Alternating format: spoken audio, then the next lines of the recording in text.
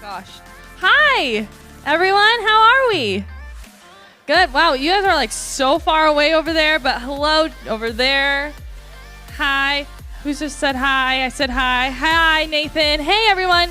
So we're super pumped that you're here. This is the first Impact of 2021.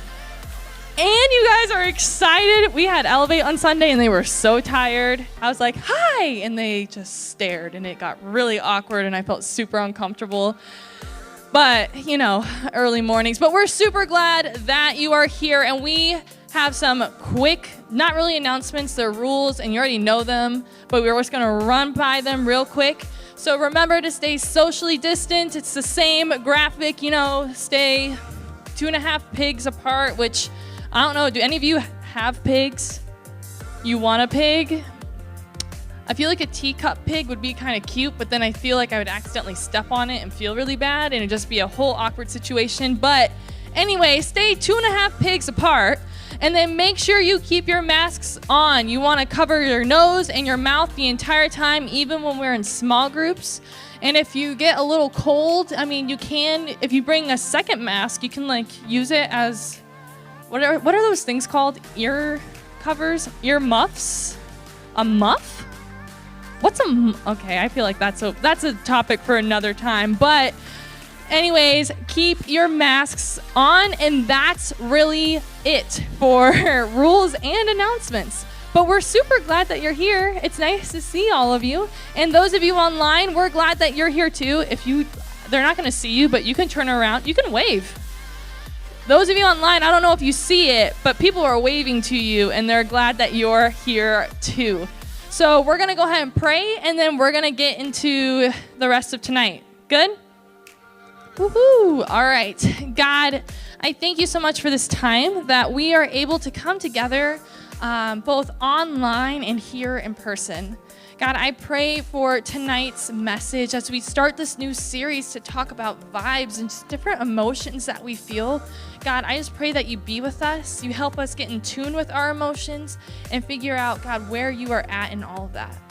I just pray that you speak through Josh tonight as he talks about anger. And that's just a really, really hard emotion for us to deal with sometimes. So God, I just pray that you're here. We are expectant. We're ready for you to move. And it's in your name we pray. Amen.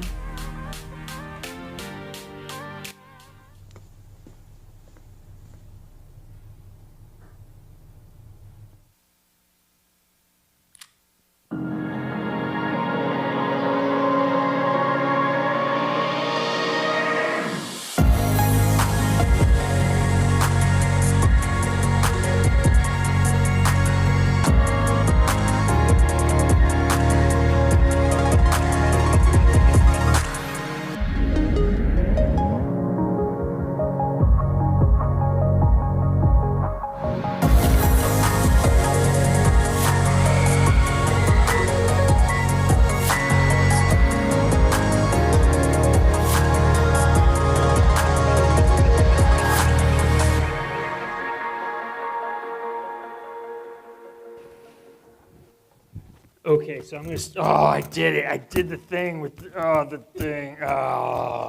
mask strikes again. Okay, so I'm going to ask you a very, what I feel like is a deep question. Have you ever been angry before? Has this ever been a thing? So you've experienced with this. This is good. And I kid you not when I tell you, Hannah and I have been working on what it is that we wanted to be teaching in the new year for months. And so literally tonight that we're talking about anger, you would think maybe that we picked it just this week because of all of the anger that we have seen all around and all that. And that's actually not true. This is actually one of the coolest things. And I feel like letting you in on this is a really big deal because I feel like this is one of those times where I'm able to point to God actually going before us and saying, hey, if there's something that we need to address, that he would even prepare us beforehand, knowing that this is something that we as a community and we as a country would be dealing with right now. But before we get too far into this, I am just curious to find out what makes you angry. So here's what I want you to do. Oh, we're bringing back a classic. You ready for this? Take out your phone. Take out your phone. Oh, yeah, it's happening. All right, and go to Slido.com. I know, it's been so long. But yeah, so here's the deal. Go to Slido.com, and you want to use the code IMPACT0112. And I know we blew some of your minds last year when you realized that the code that we use is the date. 01, January 1, 2, 12, January 12th. Heads up, just to make sure that everyone knows to be ready for it. February 22nd, 22, okay? This is not this coming, but the next one is on a Tuesday, okay? So it will literally be Tuesday. I am so excited. I am ready. I can't even sleep. I'm so ready for this. So I just be ready for that, all right? But hey, so go ahead and do this. And what I've got a poll that's up there, and I want to know what makes you angry the most. So what you want to do is you'll scroll through the list, tap on it, and as you tap, it'll add it to your list, and it'll put them in a ranked order. Put the thing that makes you most mad at number 1, the thing that makes you least mad all the way down at the bottom. All right, let's throw some music on maybe. Here we go. And you know what? I'm going to jump in on this as well, because I am curious just to see where we're at. What do we even have on here? Being ignored is pretty upsetting, not going to lie. Losing a game you should have won, especially when it's your fault. What? That one right there, it's like, you're like, oh, we're down by 2, and you're like, 3. Oh, brick. That's just the way it goes. When your iPhone dies at 9%, when you're like, I got plenty of juice, oh, it's gone. Like, what happened to 8, 7, 6, 5, 4, 3, 2, and 1? Not fair. When you're on the Wi-Fi, and the Wi-Fi is like powered by internet turtles, like it's not good. You're like, you got to figure somewhere they're in like one of those like hamster wheel things, but it's sea turtles, and that just wouldn't make any sense. When people pronounce the word GIF wrong, that one gets me. I'm just gonna say it when people do that. But so as you're getting your rank, you can move them up and down if you need to. If you got them in the wrong order, no worries. But when you're done, all the way down at the bottom, hit submit. And what that's going to do is that's going to rank all of them in the whole room. And you know what? Why don't we go ahead and throw a couple of this is going to start, and it will continue to update as we're filling it in. Oh, people do not like being ignored. I don't blame you. I don't blame you at all. That's rough when you're like, I don't know, when you're talking, like, is it, for being ignored, is it that you're talking to someone and they're like in, on their phone, or is it like you're talking and they're just like, what?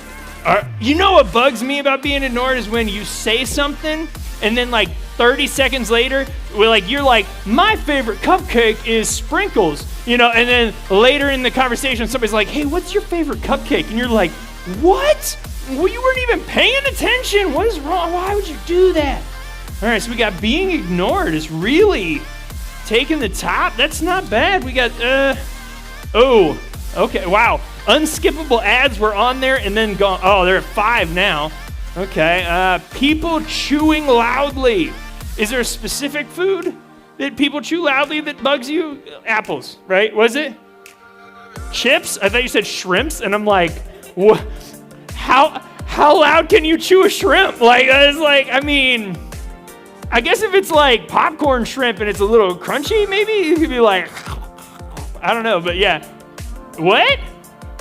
Shrimp will kill Hannah. I want to make sure everyone is clear on this.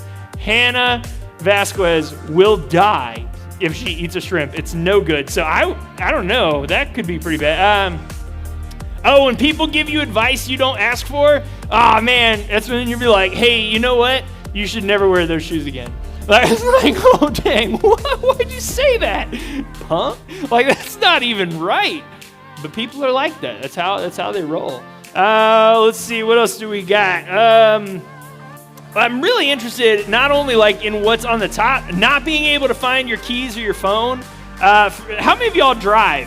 How many of you drive? Finding the key, like I remember that first couple years of having keys, and I was like, oh man, where are my keys? I actually don't have my keys right now, so I don't know where are they. I got a little tile. That's what you need.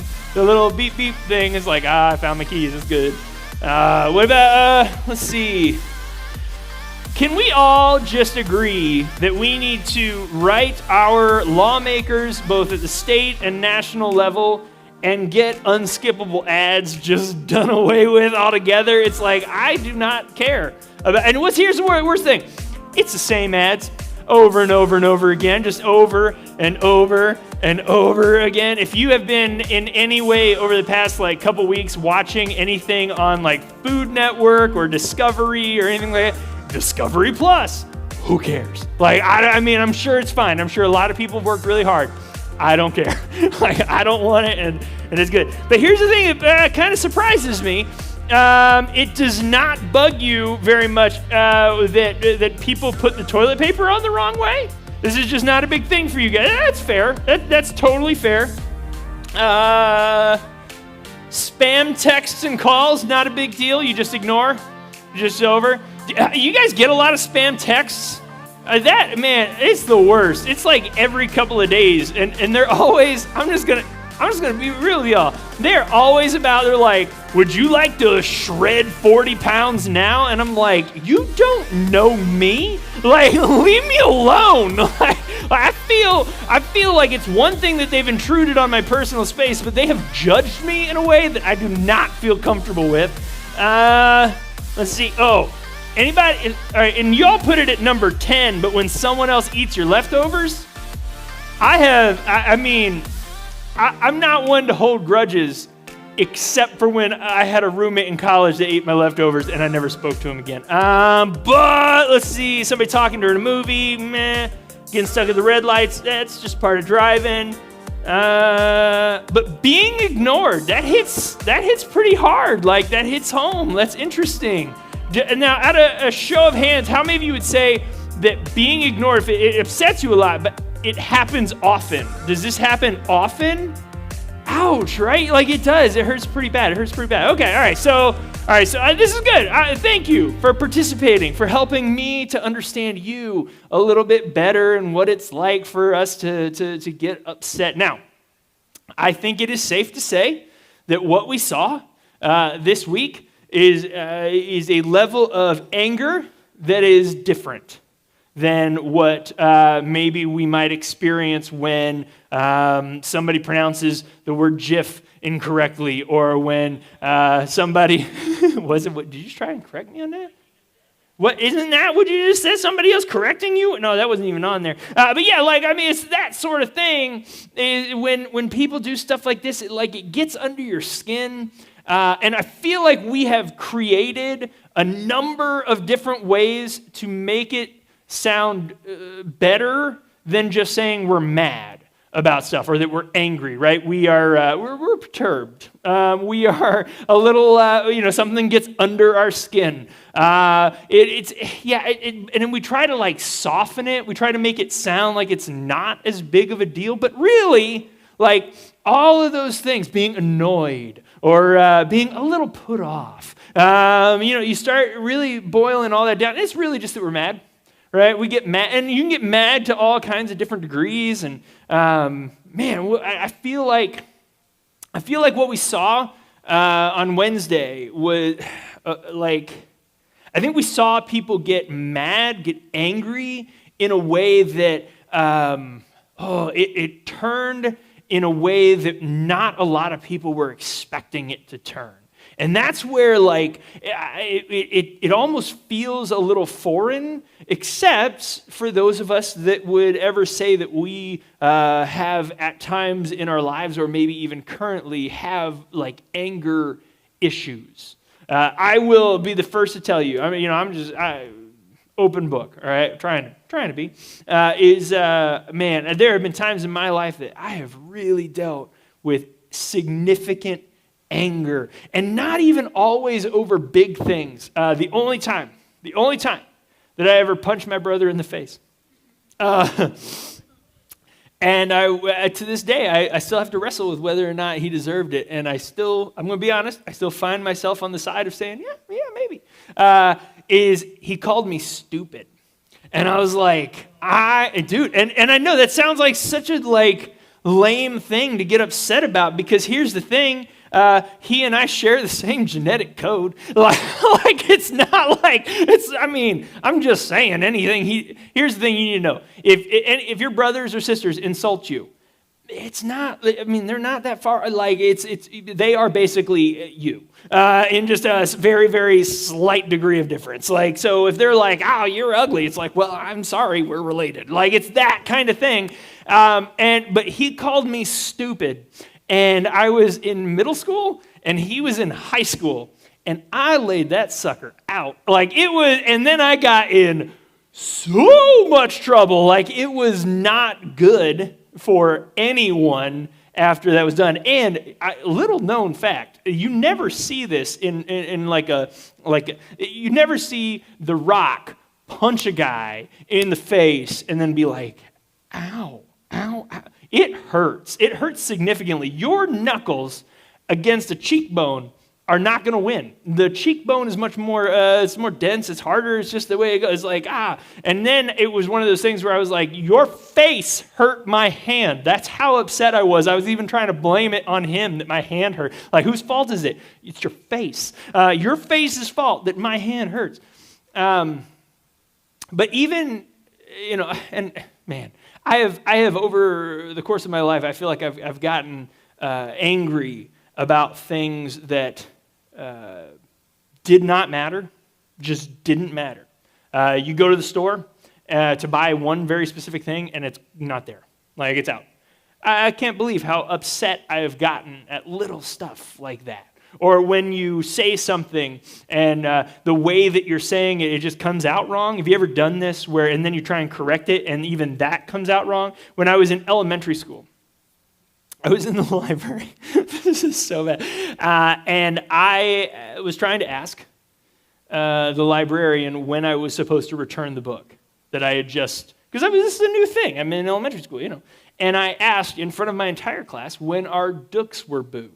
And then I was like, and everybody's laughing. And I said, when are our dooks boo? And then I did it 2 more times after. And I'm like, you know what? Now I would straight up put that on a T-shirt, and I'd be like, "When are our ducks boo?" And that you can own it later, but in the moment, it's just life ending, and there's no real other good way to describe how you're feeling than honestly an intense anger. And the question that we have to really wrestle with is when we feel it, because my guess is every single one of you have felt it. You have all felt anger to the point that you didn't know what to do, right? And for some of us, when we do that, we ball up and we close up and we stuff it down and we try and forget that it ever happened, right? And some of us, when we get so mad that we just don't know what to do, we go into a frenzy. And that might be when people start getting violent, or people start saying things that they don't mean, or that they certainly maybe they do mean in the moment, but afterward they certainly regret. And you can cause a lot of damage when you're angry, and it all really just depends on how you handle it, how what you do with it afterward. And this is interesting because I feel like the Bible actually has a lot to say about anger. And in good Christian church that I grew up in, and this is the thing, I loved my church, but I always felt like my anger was something that itself was sinful, that there was something wrong about what I was feeling. And what I've since come to learn is it may not be always there's something wrong with what I was feeling, but maybe there was something wrong with what I was doing with that, what I was letting that become. And in that process, I have said things to people that, I can't tell you how many times I've had to, just running into somebody that I haven't seen for years, and the first thing that I have to say is, hey, I am so sorry. When normally, you haven't seen somebody for years and you'd be able to run up to them and be like, how's it going? It's so good to see you. And I have to be like, hey, remember that time that I was super mad and I overreacted and I said some things that I wish I could tell you that I didn't mean, but the reality is in the moment I meant them. And that's the problem. And, oh man, that hurts so hard, but it's good work. So if you've ever found yourself in that situation where you feel like, oh man, I have said something or done something that then requires me to make amends for it, I would absolutely encourage you to do everything that you can to make that relationship whole again. In the Bible, we're going to look in the book of James. Now, James, if there's anybody, and I love the book of James because James is Jesus' half-brother. Right? So if there's anyone in the world who understands anger, it's got to be this guy. Right? If you have a sibling who is better than you at everything, you know what James is feeling, right? Because imagine James being like, hey, I don't even know what would have been a cool thing to do back then. Like I wrote on some papyrus. I guess that's a thing. I don't know. And then mom's like, did you walk on water? And it's like, fine, okay. Or like, hey, I helped an old lady cross the street. And it's like, oh, that's great. Did you hear Jesus raised a guy from the dead? And it's like, come on! And you got to figure there's actually this point where James really is upset at living in Jesus' shadow. There are a couple of stories throughout the New Testament where we find out that there is a point where Jesus' brothers kind of reject him and kind of say, you know what, I can't buy into this. I don't get it. But James comes around, and it's usually we understand it to be that he came around after Jesus' resurrection because it was finally at that point that James realizes Jesus is exactly who he says he is. Because it's nothing worse than thinking somebody is saying that they're awesome, saying that they're great, saying that, I can do it, and deep down inside you think they're lying, right? You're like, that person's lying. Like, how in the world are people being believing in it? But for James, his whole life maybe even thinking that Jesus was lying, and then suddenly to be confronted with the fact that it was true. And so James has a lot to share with us about anger. So if you got a Bible, which you do, it's on the table right in front of you. Turn to James chapter 3.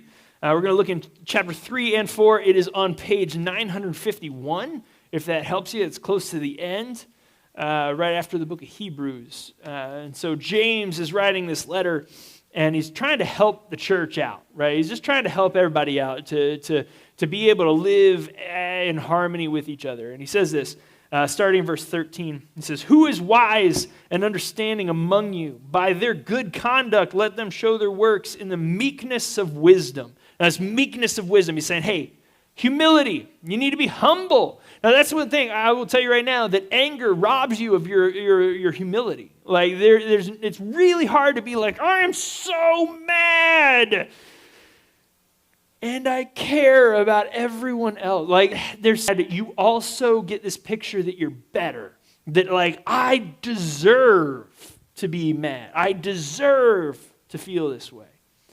Right? And he says he's basically saying, he's like, hey, if you're going to be wise, you need to know something. That wise people are humble. And he continues in verse 14, he says, but if you have bitter jealousy and selfish ambition in your hearts, do not boast and be false to the truth. So, hey, if you're angry, don't lie about it. It's not even just don't lie to others, don't lie to yourself. Because, I can't tell you how many times I would be so angry, and at the end of the day feel like I was completely justified in that. And it's like, I wouldn't be so angry if they weren't so wrong. Right? I wouldn't be so angry if they didn't do the thing that they did or said the thing that they said, that somehow my anger is a direct result of what someone else did, and it's not my fault. It's not how I feel. It's how they made me feel. And he says in verse 15, this is not the wisdom that comes down from above, but is earthly, unspiritual, demonic. For where jealousy and selfish ambition exist, there will be disorder and every vile practice. You got to know that when our pride, our anger, our arrogance gets lodged inside of us and we don't know how to let it go, that's when anger takes hold. right? It's this idea that somehow we have earned the ability to be upset and to pass that judgment on other people.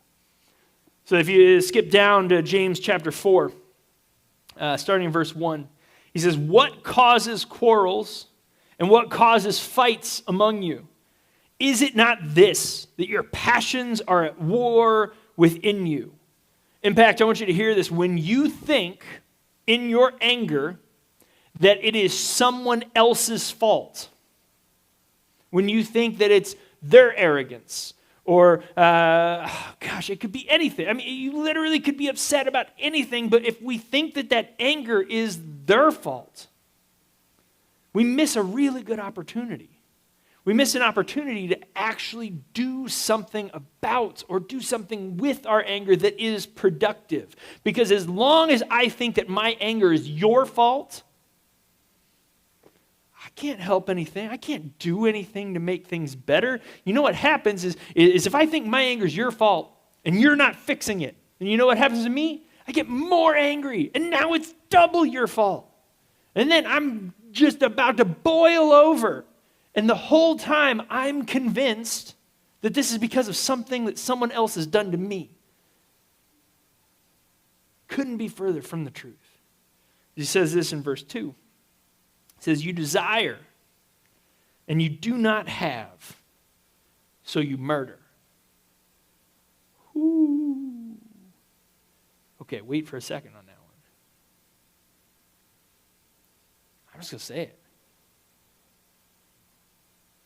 The events that happened at the Capitol building, people wanted something that they couldn't have. So they decided to take it. And what happened? People died.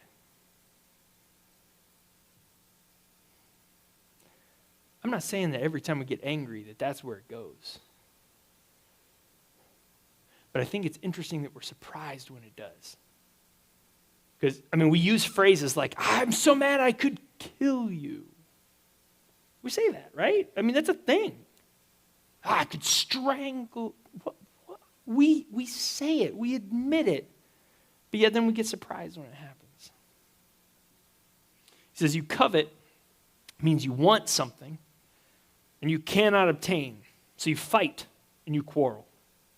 You do not have because you do not ask. Now, this last part, you do not have because you do not ask. That sounds like, if you just glance right over it, he's almost like saying, if you really wanted something, you should just ask for it. That's not what he's saying. He's saying you want, or you do not have because you do not ask. Do you know why in our anger we do not ask? It's because we think we already deserve it. Why would we ask for something that we already deserve? Something that we already deserve, you know what we do? We take.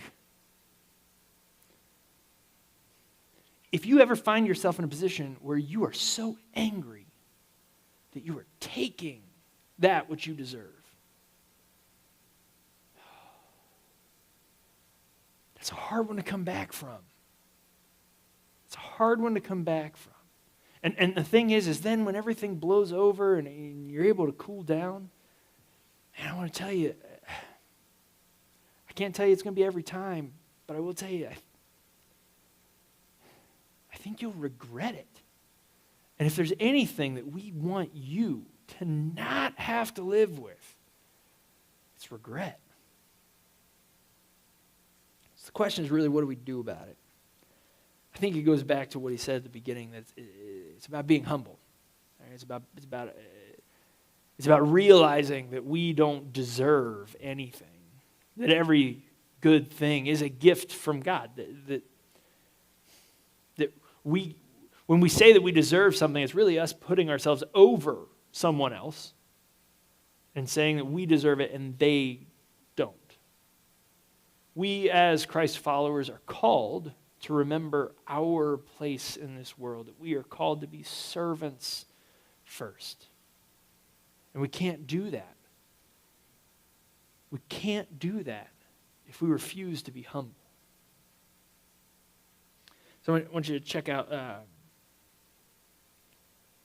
probably the best example of humility that we have is in fact Jesus. And I love it because he He never calls us to anything that he himself was not willing to do. And so it says this in Philippians chapter 2, verse 6 and 7. It says, who, Jesus, though he was in the form of God, did not count equality with God a thing to be grasped, but emptied himself by taking the form of a servant, being born in human likeness. And this is this idea that Jesus wanted to show us humility when he didn't have to, because he wanted us to know something very specific about our anger. And I want you to hear this unbelievably clearly. Because of Jesus, your anger doesn't have to be the boss of you. If you only do something because of your anger, you've put the cart before the horse. You've got it in the wrong order. Here's the thing. Everything, our emotions, our feelings, the mood that we're in, however we feel, those in themselves are not wrong. But here's what I would hope is, instead of letting my anger be the boss of me, what would it look like if I was the boss of it? If I was angry at injustice, and I, instead of letting my anger be the boss of me, turned into the boss of it and decided to actually use that anger to then make the world better, instead of saying, because of this injustice, I'm going to take what I deserve. If I said, because of this injustice, I'm going to give others what they need. I think the scene at the Capitol building would look very different. I understand that people are upset, and I'm not saying that, I'm not discounting how they felt by any means. But what I am saying is, I don't want to be that person. I don't want to be that person that gets so upset that I do something like that. I don't want you to do that either. I want you to get angry. Oh man, there are some things in this world that are absolutely worth being angry about. When you see injustice happening, be angry. When you see somebody being treated as if they are less than what God created them to be angry. But remember to also be humble in your anger. And maybe use that as an opportunity to give rather than to take. So here's what I want to do. On your table, you've got a card that looks a lot like this, because this is an actual picture of the card. And what I want you to do is I want you to think of the most recent, or whatever comes to mind, a time that you got angry and it didn't go well. And I know there are times that maybe you got angry and it went okay, or maybe even that it went well, but go back and think to a time that you got angry and it didn't go well. And what I want you to do is just in maybe a sentence, maybe a real brief, what happened? What caused you to get angry? And then how did you respond? And how did it end? Because if it didn't end well, how did it end? Did it end with you getting grounded? Did it end with you being on the receiving end of getting punched in the face? Like what happened that you would now say, you know what, that actually didn't go well? Maybe it was just that you looked like the bad guy. And then I want to point out there are two turning points where I think that if we are able to identify and acknowledge these turning points in the moment, I think we can really change the trajectory of how we act when we're angry. And the first is, at what point did you realize that you were first angry? Right? It's probably pretty early on. But there are definitely times where I'm getting a little flustered, right? I'm getting a little upset. And it's like, no, I am mad. Like, what did that look like? Because at that moment that you realize you're angry, that is your first opportunity to say, how am I going to use this anger? What am I going to let it do? What am I going to let it become? And the second turning point is just, at what point did you realize that it wasn't going to end well, right? Because at the point where you're like, ooh, this could go really bad really quickly, we have a choice of continuing in that direction or changing direction. And so I want you to do that. We'll give you a few minutes, and then I do actually want you to, if you are done with that, I want to give you the opportunity to go back to Slido, And we've changed it over from the list to where we've got an opportunity for you to tell us any prayer requests that you have, anything that we can be praying for you, and how we each other can be praying for each other this week. And so if you are done, like I said, go ahead and I really would encourage you to do that. And then look through some of the other prayer requests. And if you're committing to maybe pray for that person, throw a thumbs up next to them. And I'll come back up in just a second, and we'll pray and we'll dismiss.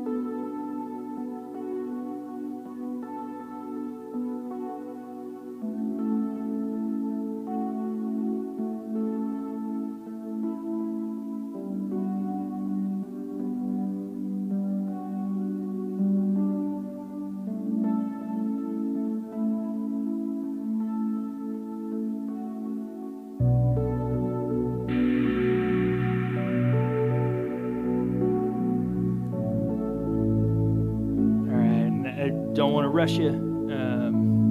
Or we found out they changed maybe a feature and we might not be able to do the thumbs up. We'll figure it out, no worries. But here's the deal. Hands down, I want you to know, because of Jesus, your anger doesn't have to be the boss of you. And I want you to hear this. That is your choice. It's not always our choice whether or not we get angry, whether or not we feel anger. But if we let our anger be the boss of us, that's our choice. We can make a choice to not let that happen. Impact, I love you, and I want the best for you. And so what I hope for you is that you might be able to avoid some of the mistakes that I've made. And letting my anger get the best of me, that's one of them that's pretty close to the top of the list. Because I believe that God has something in store for you. Something better. I want to pray for you. And as we pray, I want to actually pray for a few of the things that you said in the app. So why don't we take a moment, let's just bow our heads and pray together.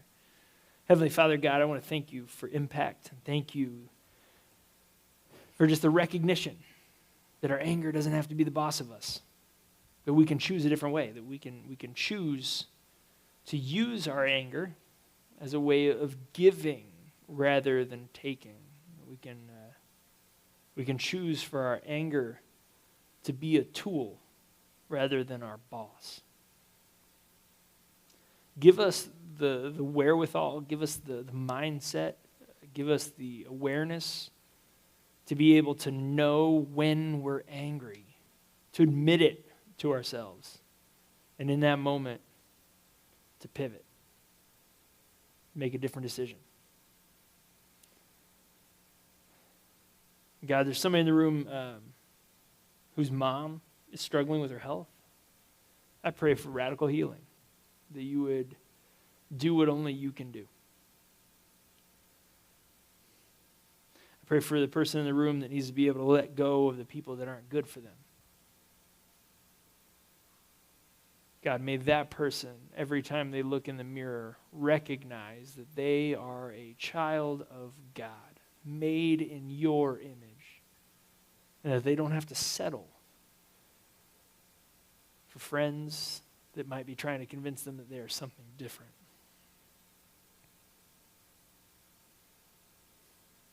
God, there are a number of us that are asking for help controlling our anger, of being aware of the times that we are angry.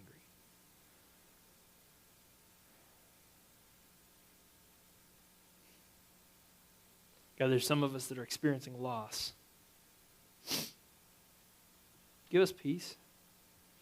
And God, for relationships that are broken, pray that you would mend them, that you would give us the opportunity to take the first step towards that if possible. God, for all of us in school, and God, for our country. It's a time we don't know. We don't know what to do. And we just pray that no matter what, that cooler heads would prevail. That you would allow actual conversations to take place, actual dialogue, and not between people who feel like something's been taken from them, but maybe between people that feel like they have something to offer to each other. Because God, we know that there are people that are angry. But God, we don't want to be people who are just angry. We want to be people that recognize our anger and use that anger to make our world better. Because I think that's who we are. Thank you for this time. It's in your name. Amen. All right, so check it out. In the midst of COVID, because that's just how things roll, we have a number of small group leaders who are out tonight. not because they are like, deathly ill or anything like that. It was just out of an abundance of caution. We just want to make sure that everybody's well. And so you may find that your small group leader is not here tonight. If that is the case, don't worry. It's all good. We're going to be good. We may end up combining a couple of groups. So if your leader is here and you know where you normally meet, go ahead and go there. If you don't know where to go because you're like, what in the world is happening? We will make sure you find the right spot. Hannah is right back there in the corner. She's going to start pointing you in the right direction and getting you where you need to go.